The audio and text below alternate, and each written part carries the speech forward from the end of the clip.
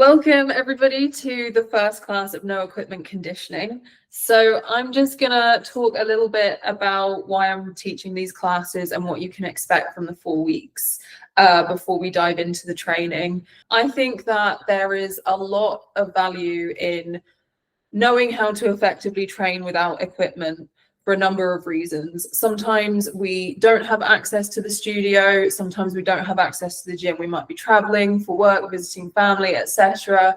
And it can feel like if we don't have access to the aerial studio, there's nothing we can do. And that's just simply not true. So obviously, if you're working towards like a challenging aerial goal, you're not going to achieve that with only training on the floor, right? Like there would come a point where you're not going to build the pulling strength that you want for your straight arm invert just by doing movements on the floor. Everybody's kind of going to be on the same page with that. But it doesn't mean that you shouldn't be training movements off the apparatus to support what you're doing in the air, right? So what I'm hoping that you'll get from these classes is a bunch of tools that you can use either on their own or alongside the training that you're doing in the air. And everything that I'm going to be teaching in these classes, these are movements that I use with my own aerial clients, like in the context of their training, working towards skills. So I'm giving you tools that I have proven in my own work with my own clients to be super helpful and effective, not just sending you a bunch of random drills to try. And obviously, because I'm going to be teaching quite a lot of different things that you can do on the floor, this is why I'm also including the sample programming, which is going to be just a PDF page that gets emailed out with the recording every week. So this is going to give you like a clear understanding of how to actually program these movements into a training session as well. So you should come away with lots of tools of how to train when you don't have access to your aerial studio. And yeah, I'm really excited to teach these classes. So any questions before we start warming up? All good? Okay, wicked. So we're going to go through a warm-up and then we're going to be working on movements that support your straight arm invert today, which is very exciting because I'm obsessed with straight arm inverts, if you didn't already know from my Instagram. So we're going to begin coming onto all fours. We're going to do a wrist warm-up first. So we are going to be doing some pushing movements in class today, so I want to make sure the hands and wrists are warm. So we're going to lift the palm of our hands off the floor, keeping fingers and the base of our knuckles flat. You can make this easier by bringing the knees closer to the hands if you would like to. You can make it harder by moving the knees away, but this is just a warm-up, so don't make it hard. Okay, we're going to do about 10 of these. So we've got 4 left.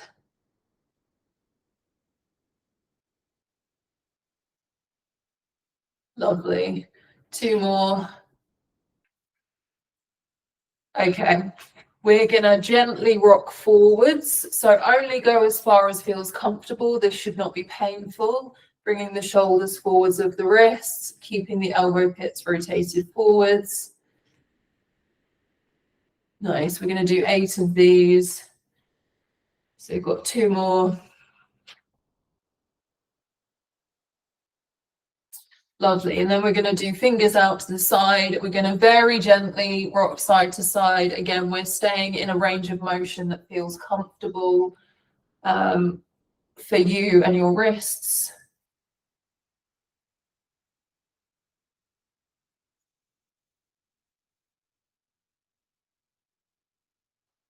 One more each side. Lovely. Okay, we're going to take our hands and we're going to turn our thumbs out, bringing our fingers towards our knees. And then again, this is being very gentle. You're going to rock back for 5. Lovely. So again, just going as far as feels comfortable for your wrist mobility. Nice. We're going to do one more wrist exercise. So we're going to go on the back of our hands. For this, I recommend fingers right in front of your knees and bringing your shoulders forwards of your wrists to begin with. Trying to keep your arms locked out if you can, and then very gently rocking back if that feels okay to do. And again, we're literally going to do 5 and then we're going to stop here. Lovely. Okay, give your wrists a little bit of a wiggle if you need to. So we're going to move on to warming up our shoulders. We're going to do an exercise that I call teacups. This is something that you actually can do with a prop, but we're going to obviously be working without any equipment. So we've got to have an imaginary prop in the palm of our hand.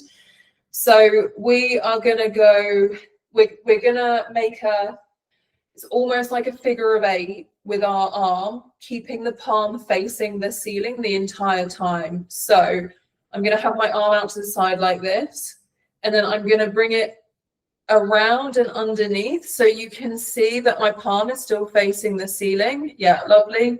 I'm going to bring it out to the side. I'm going to lift it up over my head, so I have to turn the hand as I turn my arm, and then I finish back where I started. That makes sense?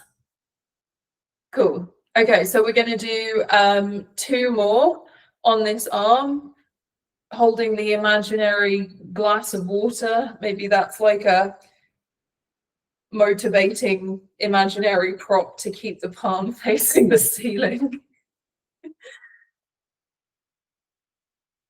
Lovely. And yeah, as I do this, I am trying to keep my body as still as possible. We're just going to reverse that. So we're going to go up over the head. Yeah, fantastic. And then the arm, oh, I'm doing a terrible job here. Trying to keep my body still. The arm comes back around and underneath. Yeah, there we go. I actually think this is easier to do when you've got something in your hand to give you feedback, because obviously if your hand goes into the wrong position, then the object is going to drop off your hand. So this is slightly more challenging because we're working with the air. So we'll go to the other arm. So same again, palm up to the ceiling the entire time, and we're going to bring the hand underneath our armpit, out to the side, up overhead, and then back to the finishing position. So we'll do 2 more.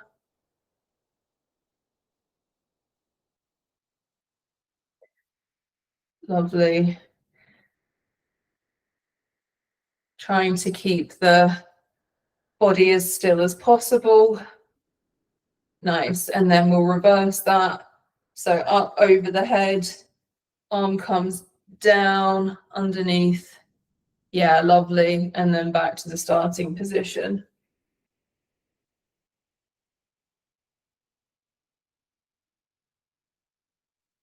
Nice. 1 more.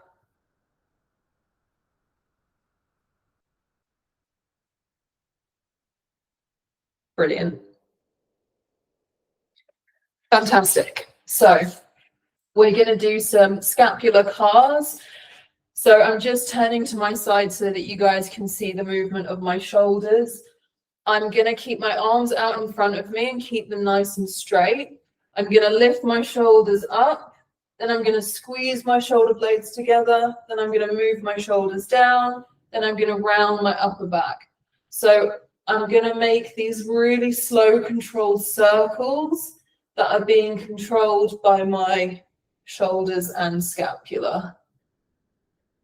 Lovely. So we're just going to do 5 going backwards. I think we've got 1 more.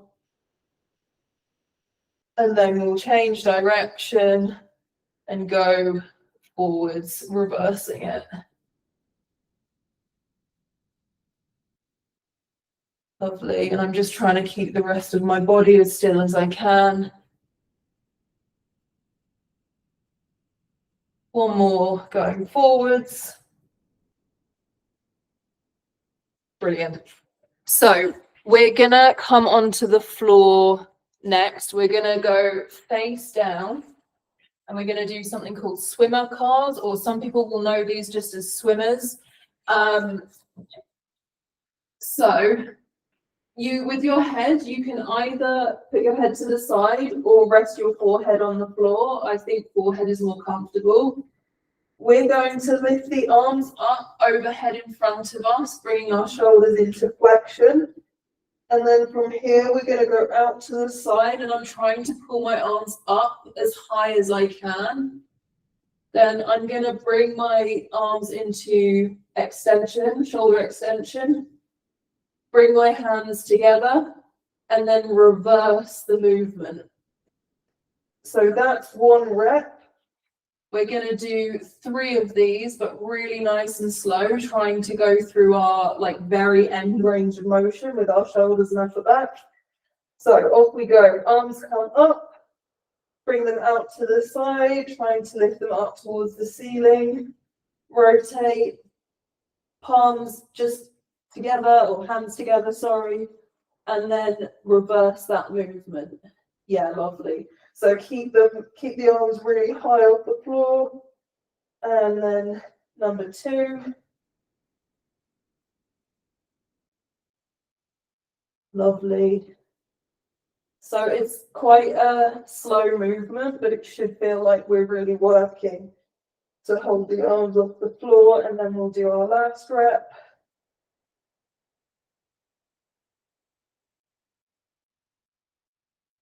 Yeah, really nice.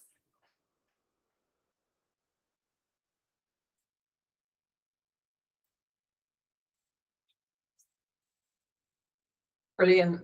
Awesome.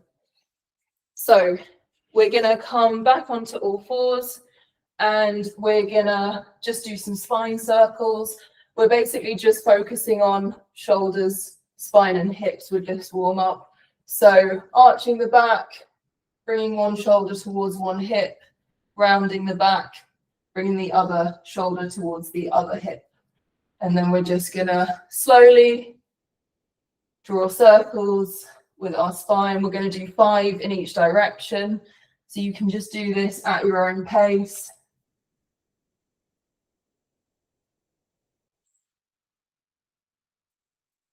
Lovely.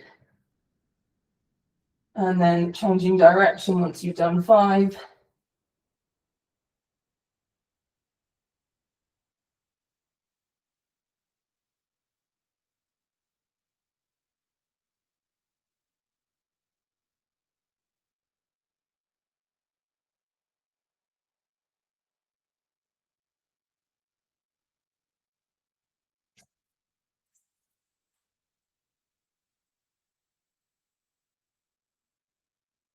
Brilliant. Okay. So we're going to do something called squat to standing forward fold. So this exercise starts in a flat foot squat. If anybody struggles with this position, you can do this sitting on a block. You don't have to do just body weight if this feels uncomfortable. And then from here, we're going to put our hands either under our arches or on the floor, depending on what feels more comfortable. Trying to keep our thighs glued to our stomach, we're going to stand up.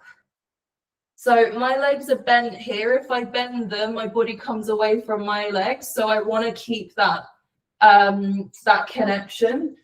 So it's fine if your legs are bent, and then we come back to the squat. So all we're doing is moving in and out of the standing forward fold in our squat. And we're going to do 5 of these. So we've only got 3 more to do. Yeah, lovely. So really trying to keep the body close to the legs as we stand up.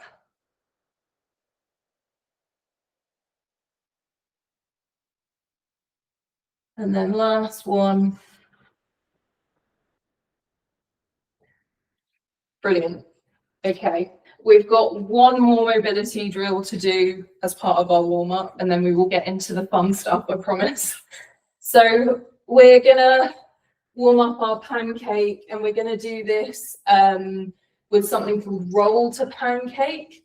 So what I want to do, just making sure I've got space, is roll back. And as I come forwards, I shoot my legs out into my pancake and I lean forwards. We're not staying in the stretch, and we don't want to try and do like a really aggressive stretch, because we're going to roll, pancake, roll, pancake. We're going to really gently start to warm up our flexibility here.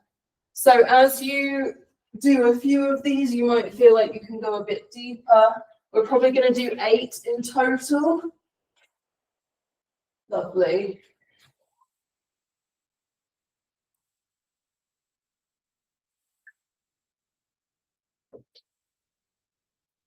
Okay, we've got one more.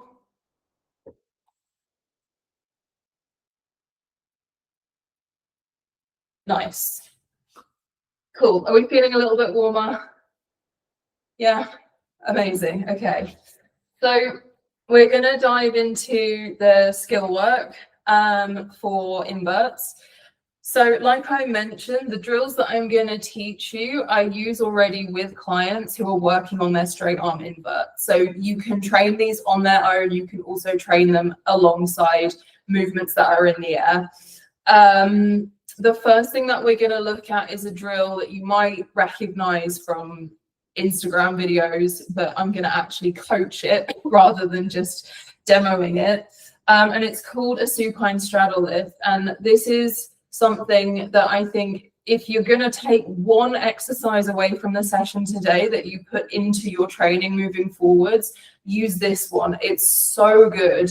So we're basically going to be working on the pathway of the invert. We're doing a lot of pathway work across all of these classes, which I'm really excited to teach, because there's a lot we can do with just teaching our brain where our body is supposed to go, but on the floor, which makes it easier to do in the air. So supine straddle lifts, I'm going to demo this. They also work on your core and compression, which we love. You can never do enough compression training. So there are 2 options with the arms. I can have arms overhead, which is harder. I can have arms by my side, which is easier, and use my arms for support. I don't mind which one you guys do. I'm going to start in this position. So my low back is flat on the floor. My legs are out in front and I'm tensing them. They're like really kind of, all the muscles are engaged. I'm going to come into as wide a straddle as my flexibility would allow. And when I can't straddle any further, I'm going to lift my legs up. So here, I'm using my hip flexors to compress, compress, compress, compress, feet together, and then I'm going to reverse it. So I'm going to come into a wide straddle, and I'm trying to pull my feet down towards the floor as I unroll.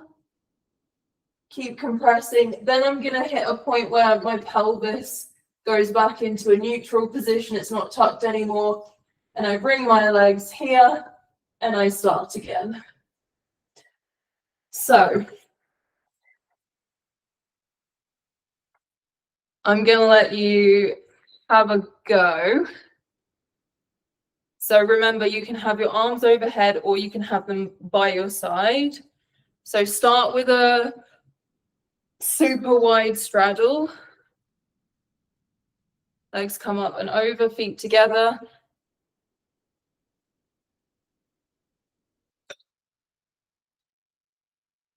Nice. Keep that wide straddle and then bring the feet together.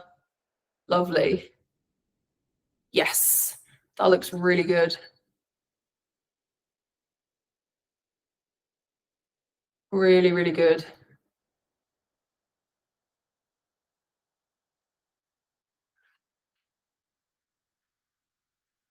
Okay, let's just go for one more.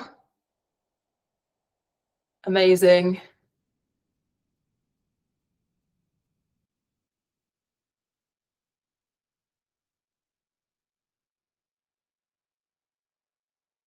Yeah, it is in the core for sure. Yeah. Really nice. Did that make sense? Yeah. Do you have your straight arm invert, Sabrina, or like you can invert, right? But you can, yeah. So you can you sort of feel the similarities in the pathway? Yeah, perfect. That's all I wanted to check. So yeah, it's really helpful for people that can't yet invert, for people that can't yet straight arm invert. Like anyone who's working on an invert, in my opinion, should be doing this drill on the floor. One thing I will mention, if anybody struggles with hamstring flexibility, when I'm in this position, like at the top of the movement, my feet are on the floor. But if you have to bend your legs to do this, then keep your feet off the floor. So you can stop in this position if flexibility is an issue, because you definitely don't want to do this if your legs bend or it feels painful or uncomfortable. So you can stop here and then reverse the movement from there. So that's just something to be mindful of with that drill. Cool. Happy with that? Amazing. So with the supine straddle lifts, we're mainly looking at what's happening in the bottom half of the body, right? Like we're looking at what's happening with the legs in relation to the invert and obviously core and hip flexors as well. We're going to move on to a drill that kind of does the opposite. It's going to be working from the, I guess, lower abs up, and it's called slow lower core drill. Some people find this like easy to the point that it doesn't really feel helpful. If you're somebody with really long legs, this is going to be quite easy, but I'm just going to teach it anyway because it's a useful one to be aware of. So I'm going to sit in a pike. I'm going to have my arms in front of me, and I'm going to round my back almost like I'm pretending like there's a ball here, but I'm keeping my arms in front. From here, I'm going to lower down, keeping my feet and legs on the floor. And I'm trying to be really slow, because if I don't move slowly, I'm going to drop to the floor. So I lower down until my head is on the floor, and then I reverse it, coming up. So I have a really long spine. I'm like top heavy. This is hard for me. I've had clients with really long legs and they're just like, it doesn't feel like I'm trying to do anything. Nice. Yeah, excellent control.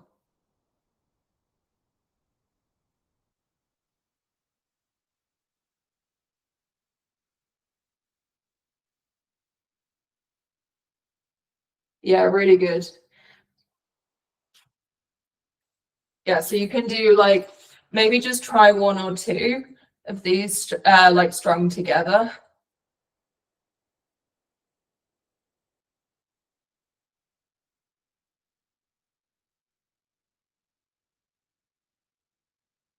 Brilliant. And just relax for a sec. That looked great. So really excellent that you were able to do that full version. I'm just quickly going to show how to modify this for somebody who can't do it with the legs out straight. So to make it easier, we bend the legs.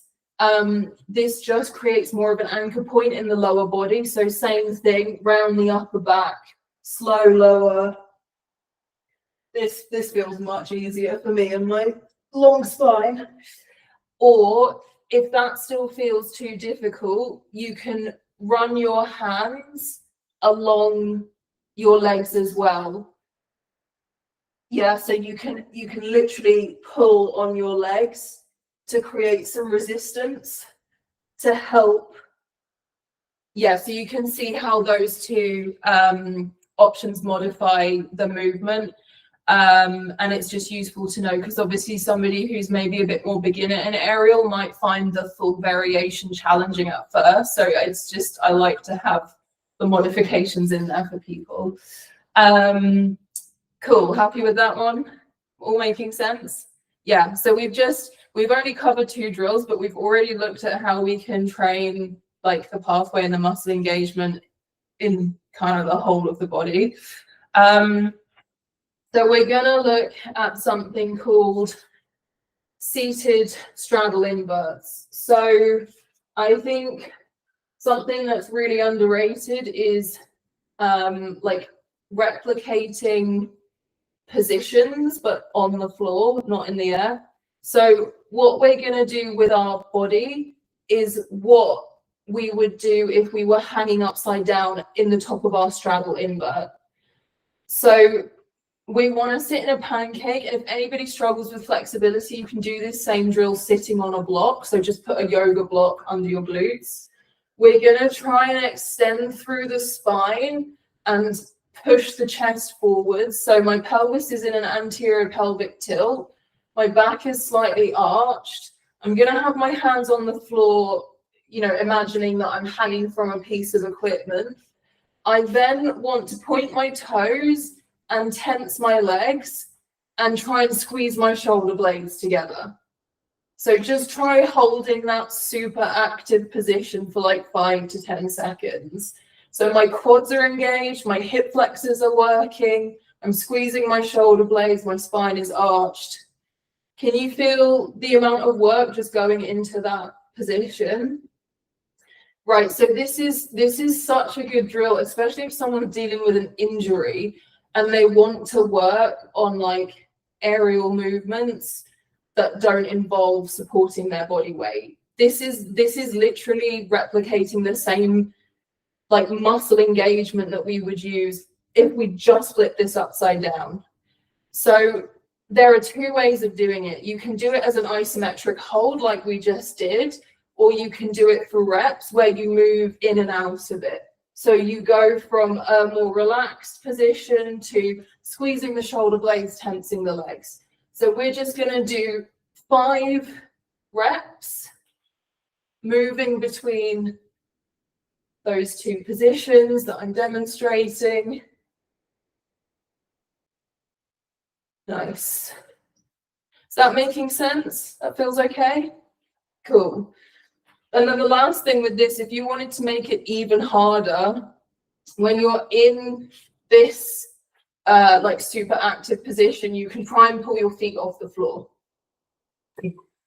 Your feet aren't really going to come off the floor, right? Like if I'm leaning forwards in my pancake, but what it does is it just adds more engagement through the quads and hip flexors. So this is really about like understanding how to recruit the muscles for these positions, but knowing that we can train it on the floor just as effectively as being in the air. Like, can you feel how it feels like what's going on in your straddle when you're upside down?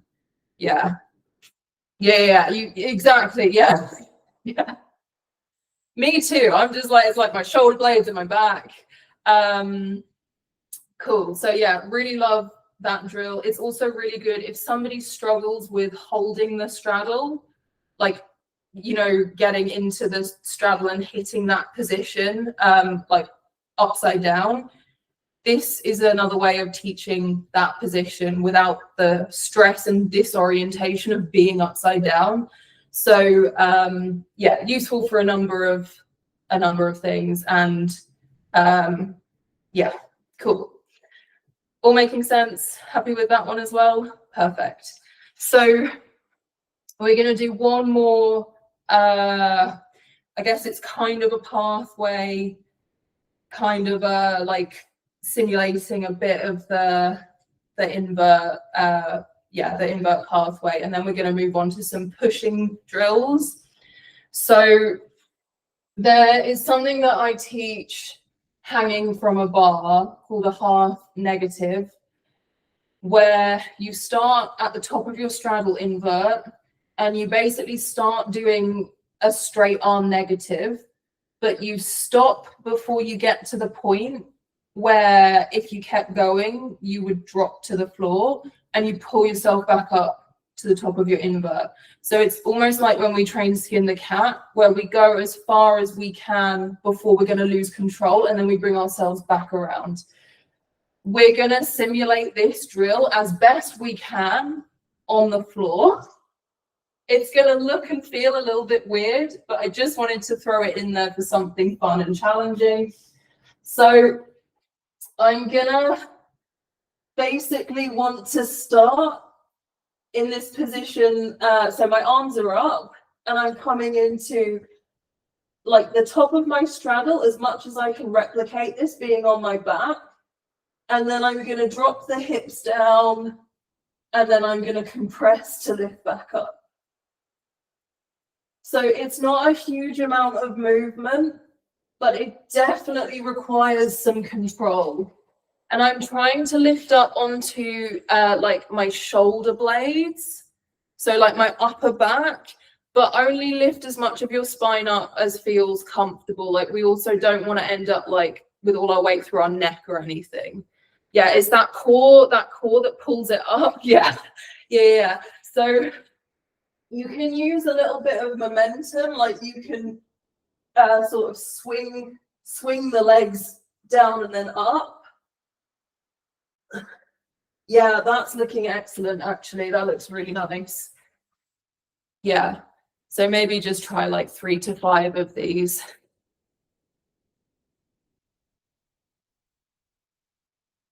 Nice. And so again, I like this because it kind of challenges control. Like I think it looks quite straightforward, but there's actually a lot to coordinate to get that right. And then, yeah, it's training the muscles in the way that they would be working through that really sticky part of the straight arm invert, like the section where we tend to get stuck.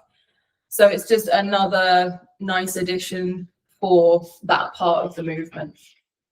Okay, cool. So we've covered quite a bit there already in terms of like the core and compression for your invert, a bit on the pathway, simulating the top of the movement, but just sitting in a pancake and engaging the muscles in the right way there.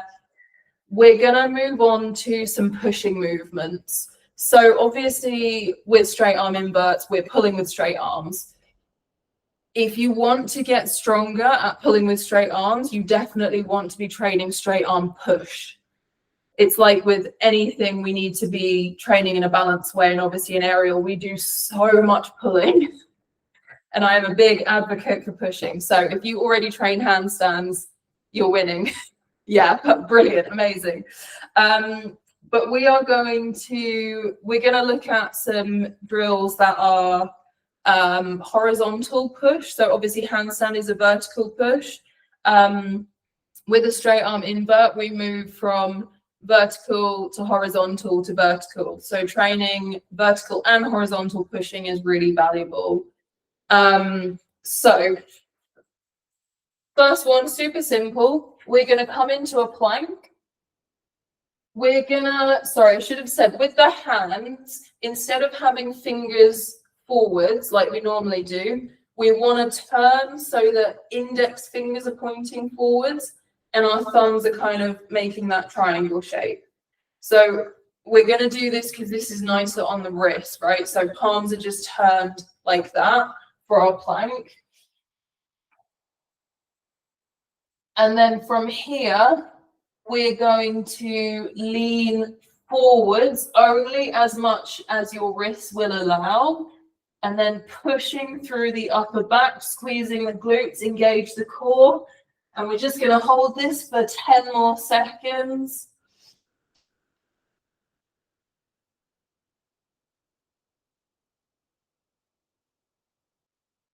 Three, two, one, and relax. Okay, so this is cool. Yeah, it can be quite intense on the wrist. So like I said, turn your hands here. You can turn them further if you need to. You can have thumbs forwards if you want.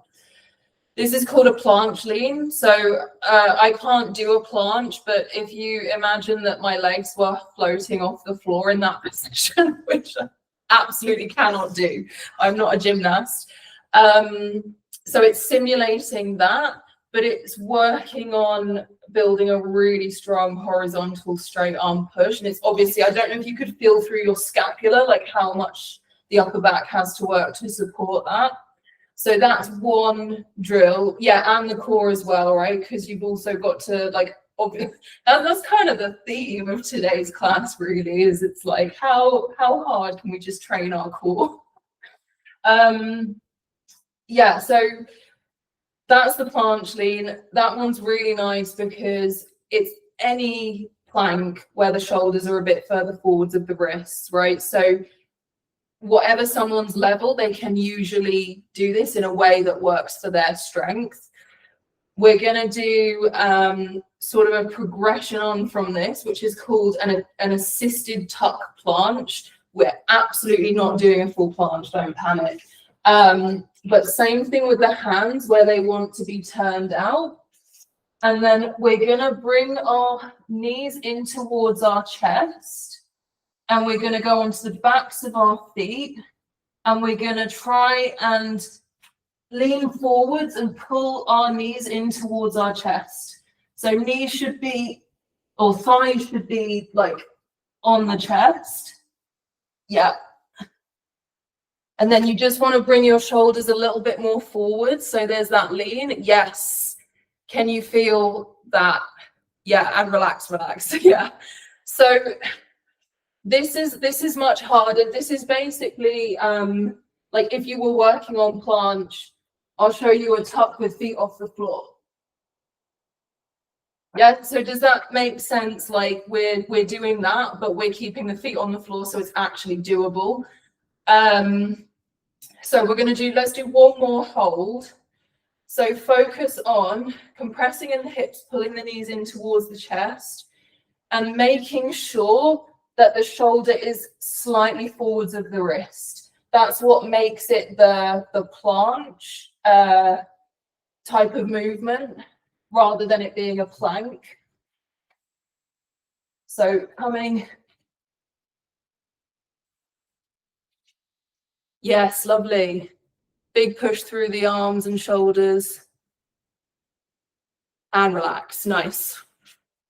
So you can see how it starts to get a little bit harder, like depending on how much you want to challenge yourself, there are some different options there. And then the last one that we're going to do, so this is more challenging and I'm going to demo it. And if you would like to try it, you can. If you're like, absolutely not, that's also fine.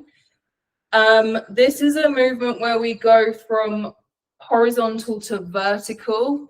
So I'm a really big fan of training movements where your body changes from being in a horizontal position to a vertical position or back, just because so many movements in aerial involve that. And I don't often hear people talking about that or using that type of movement as a way of conditioning for skills. So I like to include it in the things that I'm working on. So I'm going to start in a plank and I'm going to lift my legs out to the side to come into a straddle, and then I'm going to bring them back. So I'm going from horizontal to vertical to horizontal. Yeah, this is absolutely socks on a slippy floor, guys. And in fact, I think you can do this on the balls of your feet. So I went onto the back of my feet, but you can actually just stay on the balls of your feet. So you're gonna slide your feet out and up. Yes, lovely. And then you're gonna send yourself back. So to send yourself back, you've got to push really, really hard. So I think this first part, yeah, lovely. And then you want to send yourself back to the plank. Nice. Yeah, so you can stay on the balls of your feet. So if I just show you quickly, rather than being on the back of your feet, because I think that can be a bit uncomfortable, if you go on the balls of your feet, yeah, and then when you slide out to the side and slide back, that feels way better. Yeah, lovely. That looks so nice. So this one, you can play with this. It's really fun for core strength. Again, it's like really in your core, works on compression, works on that straight arm push. But you know, if I had to pick one out of the three that I've covered in this session, the one where you're transitioning between a horizontal and a vertical position is going to give you more, right? You could also do this because the reason I'm teaching this with the straddle is because that's more similar to a straight arm invert, right? The leg movement in the straight arm invert. But you could do this as a pike where you just slide the feet up and then send them back. Do you want to just give that a quick try? Yeah. So you're going to keep the feet together, lift them up, and then send them back. Yeah, so good. So yeah, I know it's really in the hip flexors, yes. I'm sorry, but also like it's so good for you, this stuff. I promise it's worth training it.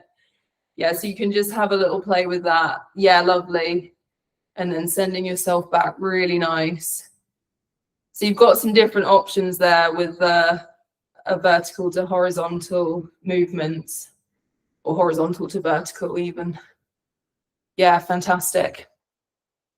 Yeah, cool. Really good job. Feeling okay? That's all making sense, the straight arm pushing movements? Cool. So we've got some isometric holds, we've got some movements where you're moving in and out of positions for reps. There's lots of different options that you can work on depending on what you enjoy, what feels good for your body. Okay, we are gonna move on to the final section of our skill training today, which is going to be movements that focus on compression.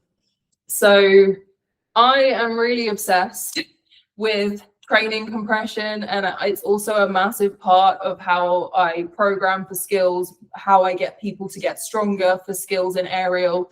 So I wanted a section in today's session of drills that focus on building compression strength for your straight arm invert, but that can be done on the floor. So we are going to start with something that everyone's probably going to be familiar with. We're going to do some straddle lifts, but we're going to do these in a very specific way. So sorry, straddle leg lifts. So I'm guessing everyone's going to be familiar with this, yeah, as an exercise. Yeah, okay. So we are going to work on these with our pelvis in an anterior pelvic tilt. So anterior pelvic tilt is this one. It's the duck position. Posterior is when we tuck it underneath. If flexibility is an issue, you can do this sitting on a yoga block or something that elevates your hips. So don't stress if this feels too difficult on the floor. So we're going to sit up and we're going to try and come into that anterior pelvic tilt that we did for our seated straddle drill. We're going to try and maintain this. We're going to put our hands on the floor, and then we're going to try and lift the legs up, keeping that ATP. So this movement, guys, I can't stress it enough. This is a tiny movement. It's not this, okay? Right, because as soon as I lean back, I lose my pelvic tilt. So we're trying to maintain that. Let's do 5 reps.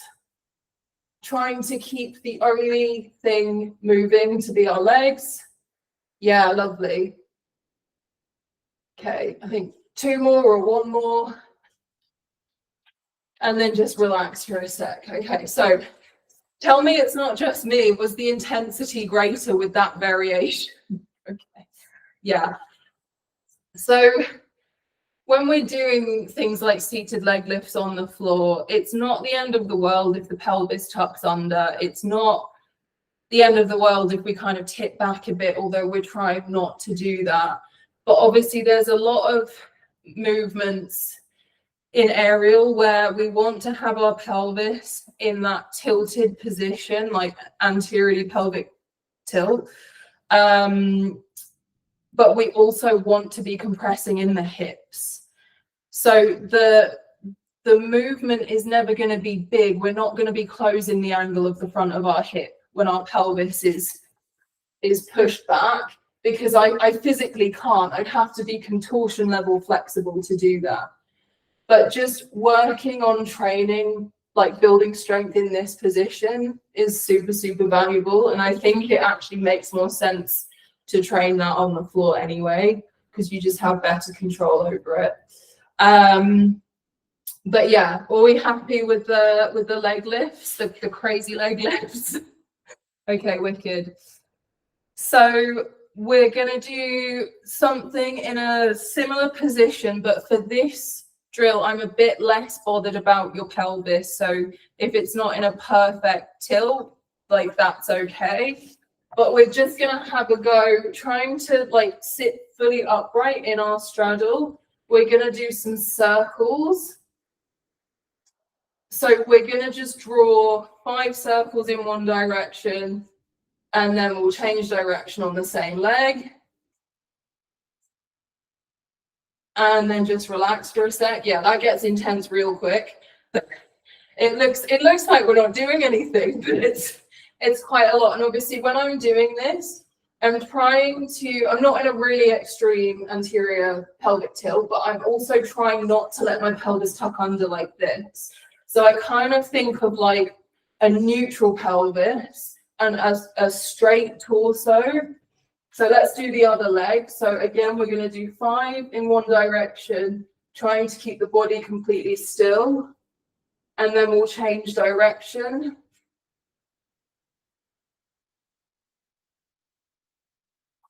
And then we'll just relax for a sec. Okay. So that's just another way to work on compression in your straddle. I think very often it's easy to think we're going like this or we're going like this, and we forget that the joints can make circles or figure of 8s or whatever. So just like to try and include some slightly different movement with that.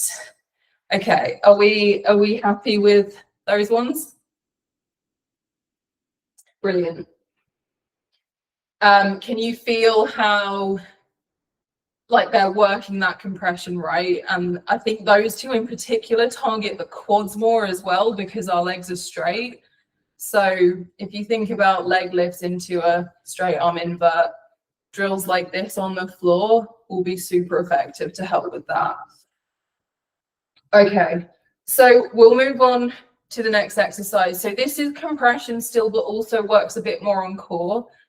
We're going to do explosive straddle ups. So I'm pretty sure everyone will have seen this movement. Yeah, the straddle up where we go from a hollow body and we sit, but we do the straddle.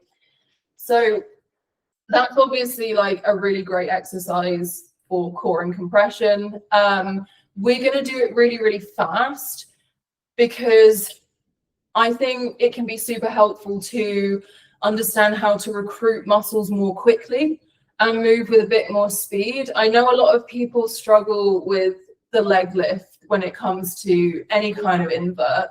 And so if we can get a bit more powerful with the movement on the floor, you'll start to be able to actually like replicate that in the air.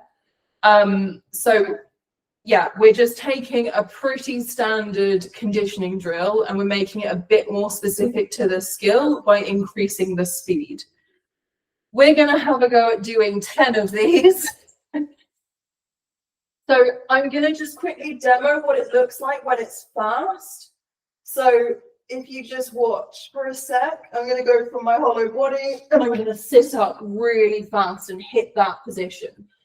So make sure that your groin feels really warmed up for this as well, by the way. Like we don't want to sort of do an aggressive straddle and then you pull a muscle, but hopefully everyone is feeling warm from everything we've done so far. So we're just going to go fast and then sit back down and then fast.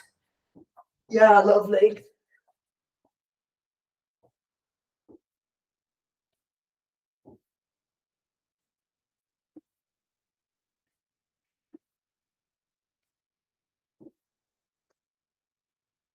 Okay, last one. Oh, well, that was my last one. Okay, and relax. Cool. Feel okay to do that with a bit more speed? Did it feel like there was a little bit more going on in here because of that kind of fast like motion? Yeah, in the hip flexors, exactly. Yeah. So that's what we want. So this is like working on that compression, but like really specifically for the way we would want to be moving in the air.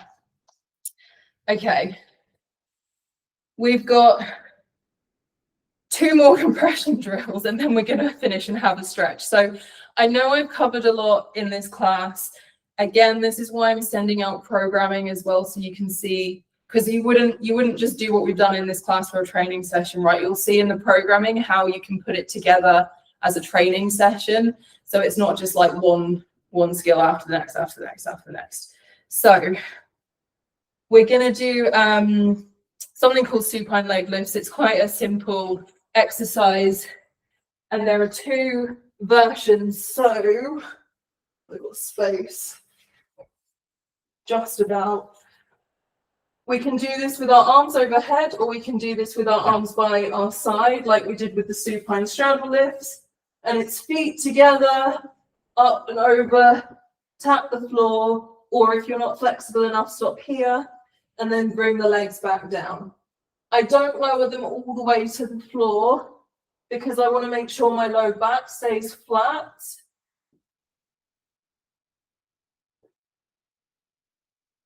Nice. So let's just have you guys do maybe like 5 to 8 of these, depending on how they're feeling. Lovely.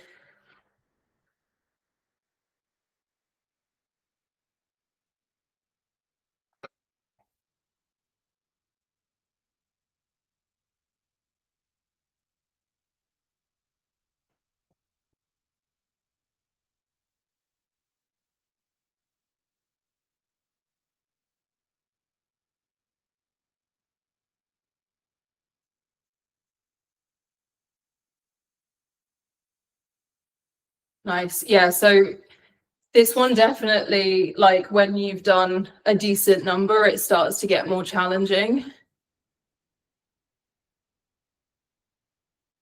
Brilliant. That feel okay?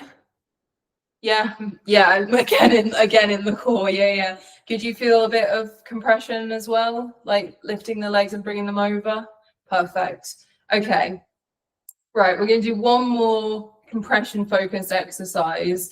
So this, I think it's still relevant to our invert, but we are going to move through a bent leg position to straight legs.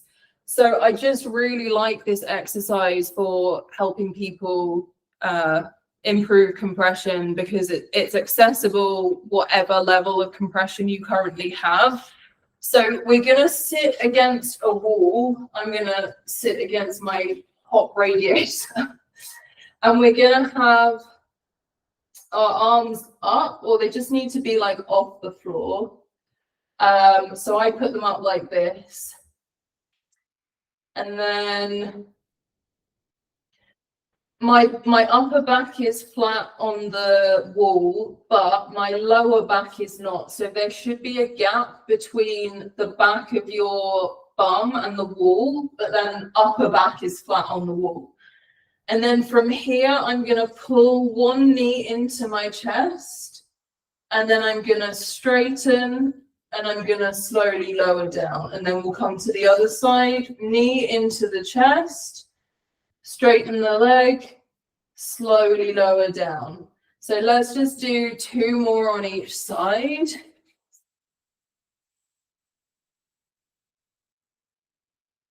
Yeah, brilliant.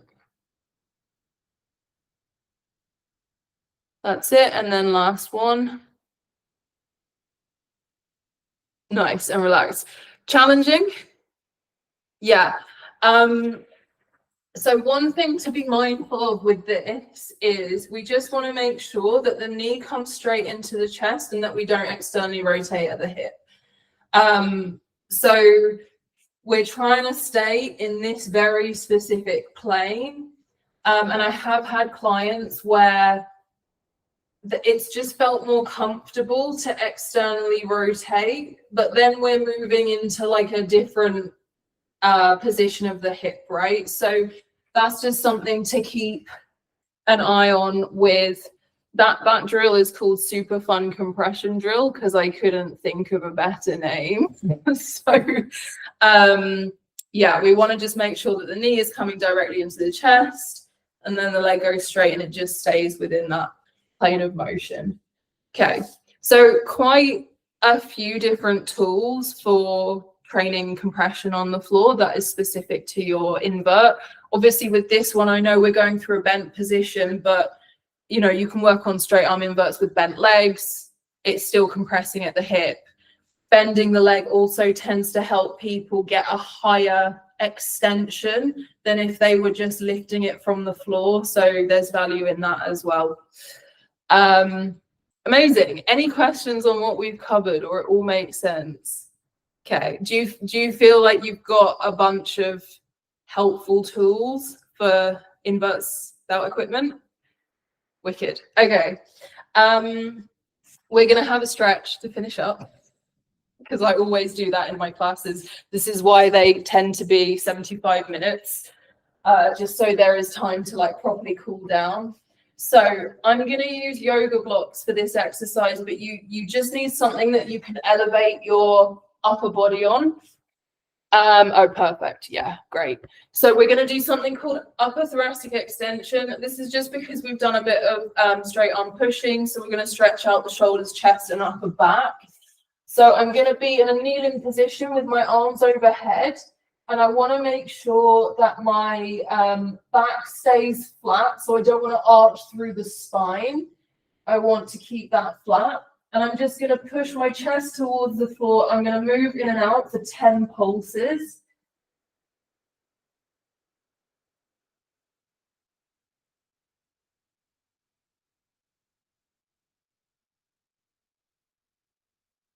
And then once I've done 10 of those, I'm just going to hold the stretch.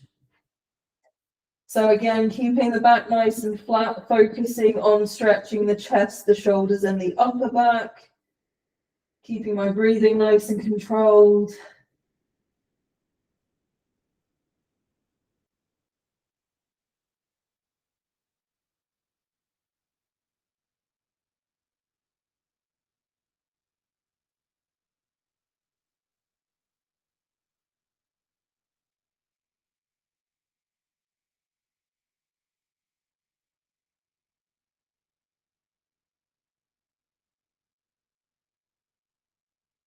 Okay, we're going to do 10 more seconds here.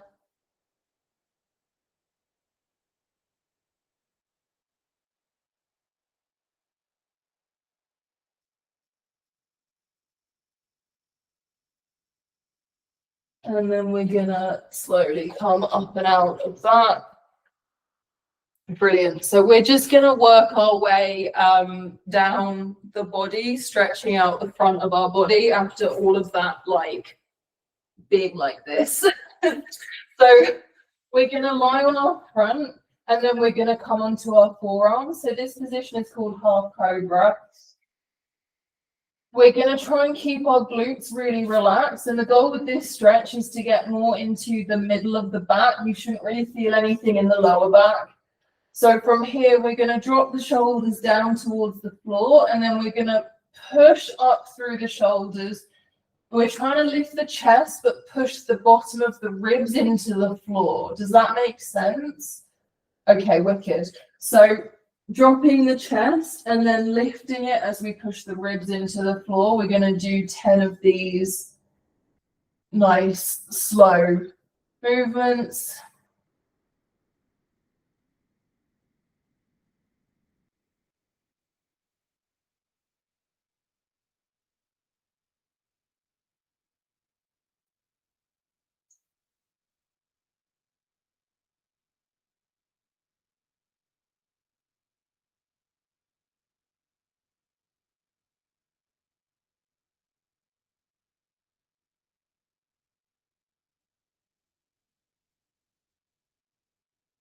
Nice. And when you've done 10, we're then just going to hold the stretch. So you want to find a position that feels like you're stretching, but it's not like it shouldn't be really uncomfortable or painful. And we're just trying to think about keeping the chest up, pushing the rib cage down into the floor, and getting a stretch through the middle of the back. So the glutes and legs are relaxed here as much as you can keep them relaxed. And then your breathing is going to be a little bit shallow because we're in an arch, but just keep your breathing steady.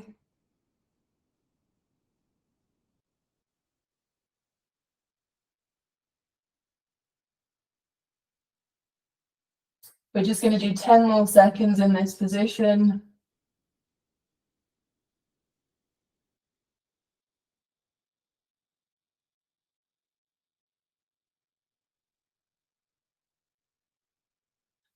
And then gently coming out of it. If you need to do like a little child's pose just to decompress the spine, you can.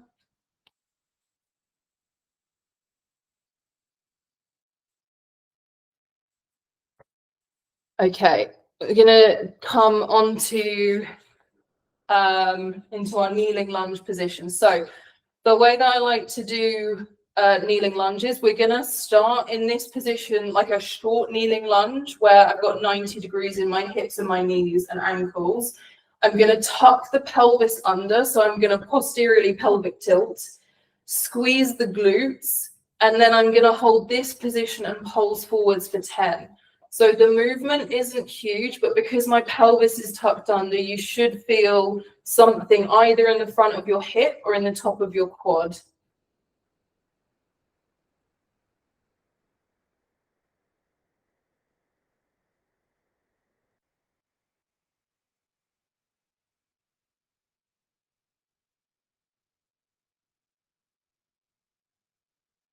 And then when we've done 10 of those pulses, we're going to step that front foot forwards. You can let your pelvis relax, and we're going to come into a nice deep lunge.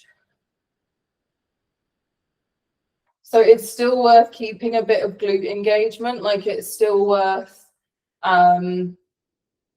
keeping those muscles a bit engaged to help push the hip forwards and support it.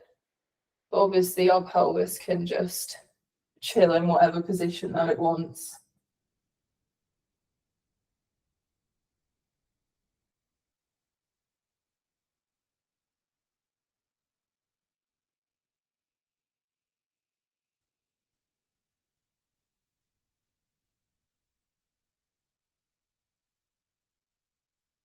Okay, we're going to do 10 more seconds here.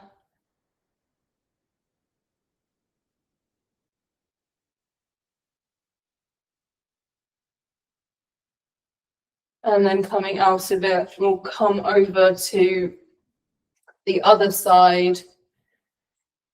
So again, starting in our 90-90 position, tucking the pelvis under, squeezing the glutes and pulsing for 10.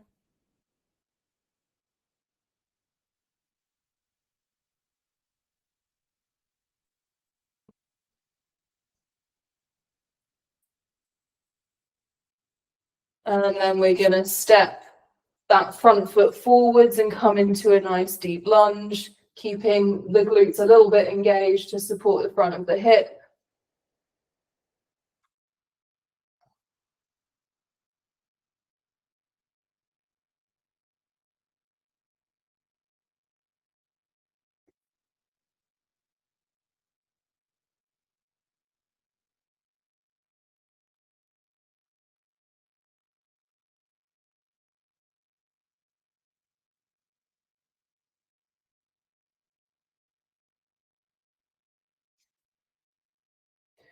And we'll just do 10 more seconds in this position.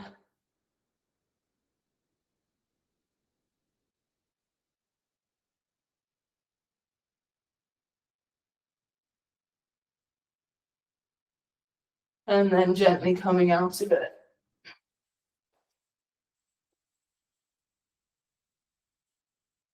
Amazing. Thank you so much.